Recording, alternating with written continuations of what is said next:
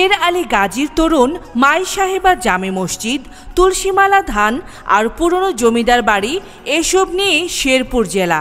আজ শুনব এই এলাকার মানুষের এবারের নির্বাচনী জনমত। দেখেন, আমরা অনেক লোকের ভোট দিছি, কিন্তু দেশের জন্য অনেকে দুর্নীতি করছে। আমরা এমন একটা লোককে চাই যেন দেশের জন্য অনেক জীবন দিতে পারবে। তার মতন একজন লোক, যেমন রাস্তাঘাট, কালবাট, পুকুর অনেক আছে, আমরা উন্নতি করতে পারবে। তার মতন যে একজন সৎ লোক দরকার, আমাদের জনগণের পাশে থেকে কাজ করবে, সে একজনই দরকার। বিগত যে দিনগুলো গেছে সেখানে আসলে আমরা ভোট দিতে পারি নাই।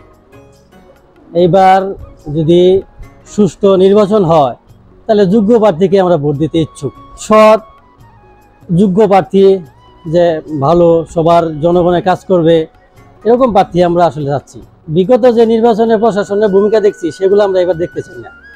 ভূমিকাটা আসলে প্রশাসন সঠিকভাবে দায়িত্ব পালন করবে, মাঠে থাকবে, সবাই যেন সুস্থভাবে ভোট দিতে পারে, কোনো পক্ষপাতিত্ব যেন না থাকে। এরকম প্রশাসন হলেই সবাই সুস্থভাবে ভোট দিতে পারবে, এটাই আমাদের আশা।